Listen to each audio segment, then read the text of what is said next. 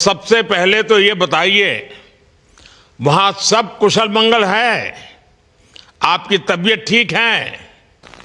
जी प्रधानमंत्री जी, बहुत बहुत धन्यवाद आपकी विशेष का और 140 करोड़ मेरे देशवासियों की विशेष का। मैं यहाँ बिल्कुल ठीक हूँ, सुरक्षित हूँ। आप सबके आशीर्वाद और प्यार की वजह से बहुत अच्छा लग रहा है। बहुत नया एक्सपीरियंस है ये।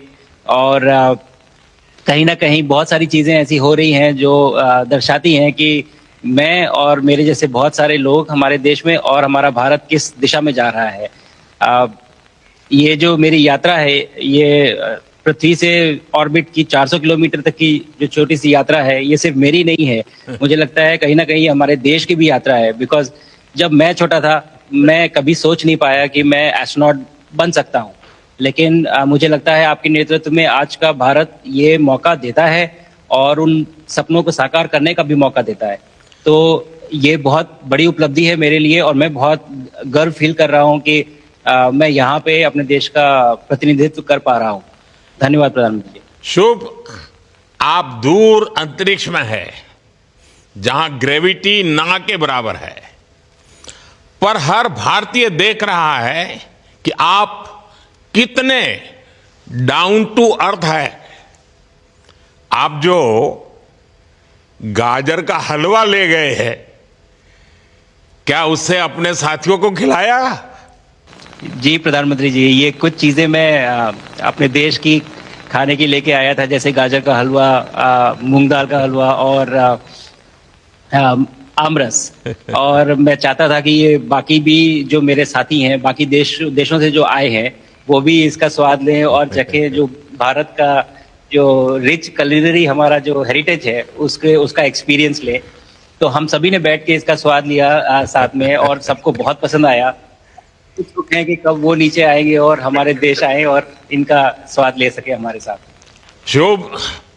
परिक्रमा करना भारत की सदियों पुरानी परंपरा है। आपको तो पृथ्वी माता की परिक्रमा का सौभाग्य मिला है।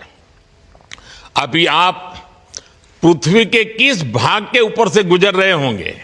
जी प्रधानमंत्री जी, इस समय तो मेरे पास ये इंफॉर्मेशन उपलब्ध नहीं है, लेकिन थोड़ी देर पहले मैं खिड़की से, विंडो से बाहर देख रहा था, तो हम लोग हवाई के ऊपर से गुजर रहे थे। अच्छा। और हम दिन में 16 बार परिक्रमा करते हैं। 16 सूर्योदय और 16 संन्यास, सनराइज और सनसेट हम देखते हैं ऑर्बिट से। और बहुत ही अचंभित कर देने वाला ये पूरा प्रोसेस है। इस परिक्रमा में, इस तेज गति में, हम इस समय करीब 28,000 किलोमीटर प्रति घंटे की रफ्तार से चल रहे हैं आपसे बात करते वक्त। और ये गति पता नहीं चलती क्योंकि हम तो अंदर हैं, लेकिन कहीं ना कहीं ये गति जरूर दिखाती है कि हमारा देश कितनी गति से आगे बढ़ रहा है इस समय, कि हम यहाँ पहुंचे हैं और अब यहाँ से और आगे जाना है। अच्छा शुभ, अंतरिक्ष की विशालता देखकर सबसे पहला विचार क्या आया आपको? प्रधानमंत्री जी, सच में बोलो तो जब पहली बार हम लोग ऑर्बिट में पहुंचे, अंतरिक्ष में पहुंचे, तो पहला जो व्यू था वो पृथ्वी का था। और पृथ्वी को बाहर से देख के जो पहला ख्याल और पहला जो थॉट मन में आया वो ये था कि पृथ्वी बिल्कुल एक दिखती है। मतलब बाहर से कोई सीमा रेखा नहीं दिखाई देती, कोई बॉर्डर नहीं दिखाई देता। और दूसरी चीज जो बहुत नोटिसेबल थी, जब पहली बार भारत को देखा, तो हम मैप पे पढ़ते हैं भारत को, हम देखते हैं बाकी देशों का आकार कितना बड़ा है, हमारा आकार कैसा है, वो मैप पे देखते हैं। लेकिन वो सही नहीं होता, क्योंकि वो हम 3D ऑब्जेक्ट को 2D यानी पेपर पे हम उतारते हैं। भारत सच में बहुत भव्य दिखता है, बहुत बड़ा दिखता है। जितना हम मैप पे देखते हैं उससे कहीं ज्यादा बड़ा। और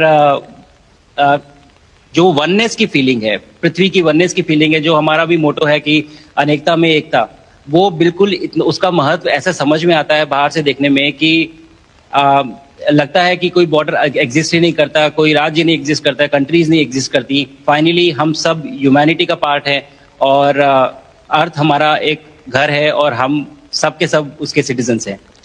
शुभांशु, स्पेस स्टेशन पर जाने वाले आप पहले भारतीय हैं।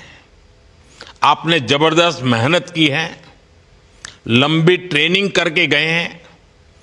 अब आप रियल सिचुएशन में है, सच में अंतरिक्ष में है, वहां की परिस्थितियां कितनी अलग हैं, कैसे एडप्ट कर रहे हैं? यहाँ पे तो सब कुछ ही अलग है प्रधानमंत्री जी। ट्रेनिंग की हमने पिछले पूरे 1 साल में। सारे सिस्टम्स के बारे में मुझे पता था, सारे प्रोसेस के बारे में मुझे पता था, एक्सपेरिमेंट्स के बारे में मुझे पता था, लेकिन यहाँ आते ही सडनली सब चेंज हो गया। बिकॉज हमारे शरीर को ग्रेविटी में रहने की इतनी आदत हो जाती है कि हर एक चीज उससे डिसाइड होती है। पर यहाँ आने के बाद चूंकि ग्रेविटी माइक्रो ग्रेविटी है, एब्सेंट है, तो छोटी छोटी चीजें भी बहुत मुश्किल हो जाती हैं। अभी आपसे बात करते वक्त मैंने अपने पैरों को बांध रखा है, नहीं तो मैं ऊपर चला जाऊंगा। और माइक को भी जैसे छोटी छोटी चीजें हैं, इसको छोड़ के दूं तो भी ये ऐसे फ्लोट करता रहता है।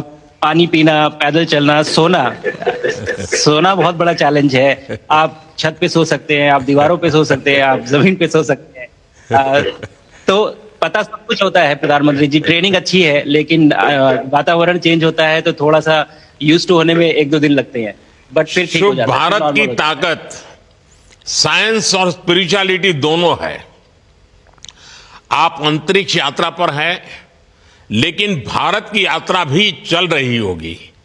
भीतर में भारत दौड़ता होगा। क्या उस माहौल में मेडिटेशन और माइंडफुलनेस का लाभ भी मिलता है क्या? जी प्रधानमंत्री जी, मैं बिल्कुल सहमत हूँ। मैं कहीं ना कहीं ये मानता हूँ कि भारत ऑलरेडी दौड़ रहा है, और ये मिशन तो केवल एक पहली सीढ़ी है उस एक बड़ी दौड़ का। और हम जरूर आगे पहुंच रहे हैं, और अंतरिक्ष में हमारे खुद के स्टेशन भी होंगे और बहुत सारे लोग पहुंचेंगे। और माइंडफुलनेस का भी बहुत फर्क पड़ता है। बहुत सारी सिचुएशंस ऐसी होती हैं नॉर्मल ट्रेनिंग के दौरान भी या फिर लॉन्च के दौरान भी, जो बहुत स्ट्रेसफुल होती हैं, और माइंडफुलनेस से आप अपने आप को उन सिचुएशंस में शांत रख पाते हैं, और अपने आप को काम रखते हैं, अपने आप को शांत रखते हैं, तो आप अच्छे डिसीजन ले पाते हैं। कहते हैं कि दौड़ते हुए भोजन कोई भी नहीं कर सकता, तो जितना आप शांत रहेंगे उतना ही अच्छे से आप डिसीजन ले पाएंगे। तो आई थिंक माइंडफुलनेस का बहुत इंपॉर्टेंट रोल होता है इन चीज़ों में। तो दोनों चीज़ें अगर साथ में एक प्रैक्टिस की जाएं तो ऐसे एक चैलेंजिंग एनवायरनमेंट में या चैलेंजिंग वातावरण में मुझे लगता है ये बहुत ही यूजफुल होंगी, और बहुत जल्दी लोगों को अडेप्ट करने में मदद करेंगी। आप अंतरिक्ष में कई एक्सपेरिमेंट कर रहे हैं। क्या कोई ऐसा एक्सपेरिमेंट है जो आने वाले समय में एग्रीकल्चर या हेल्थ सेक्टर को फायदा पहुंचाएगा? जी प्रधानमंत्री जी, मैं बहुत गर्व से कह सकता हूं कि पहली बार भारतीय वैज्ञानिकों ने 7 यूनिक एक्सपेरिमेंट्स डिज़ाइन किए, जो कि मैं अपने साथ स्टेशन पे लेके आया हूं। और